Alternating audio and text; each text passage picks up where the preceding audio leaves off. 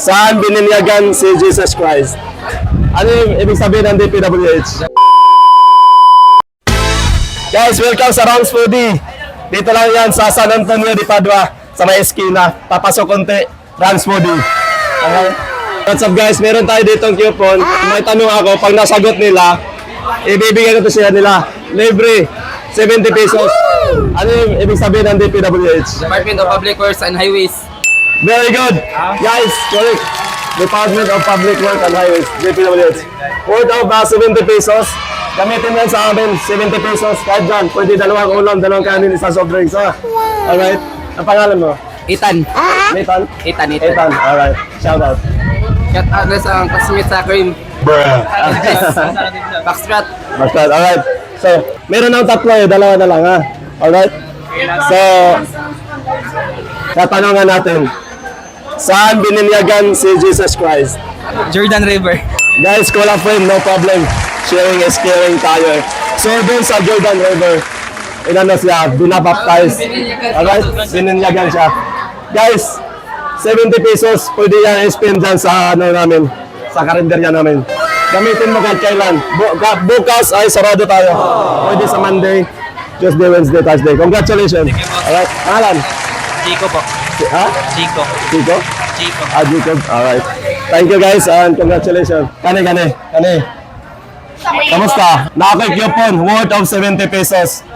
Pag masagot mo yung tanong ko, sa'yo na to. Pwede mo i-purchase dyan kahit ano dyan sa pagkain namin sa restaurant. Ha? 70 pesos. Ha? First, ikaw sasagot. Pag call a friend, no problem. Bibigyan kita ng chance. Alright? Okay? Okay? Handa ka na ba?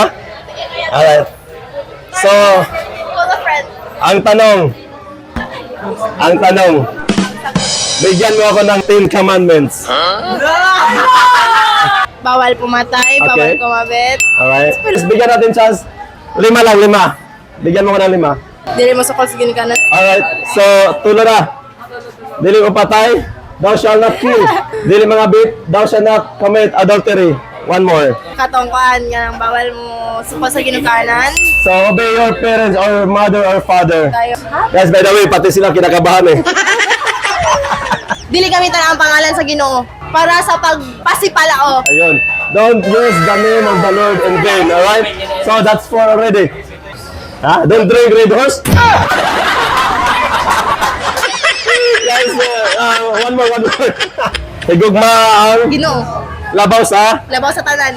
Great! Guys, congratulations! Nanalo siya ng coupon worth of 70 pesos. Gamitin mo to sa amin. Pwede mo i-purchase dyan ngayon or next day or the other day. Which is kahit saan dyan. Kahit saan dyan sa ano namin binibinta. Sana all. 70 pesos, pwede dalawang ulam, dalawang kanin, isang soft drinks, pwede yan. Kahit ano dyan, kahit sa anong yan, display sa amin. Alright? Ano pangalan? Charlene Montesilio. Follower ko pa eh. Alright. Thank you, ate. Alright guys, so congratulations sa'yo, sa kanya. Alright, gamitin nyo yan anytime pagbukas yung karinderya natin ha. Alright, so that's all for today's vlog, today's video.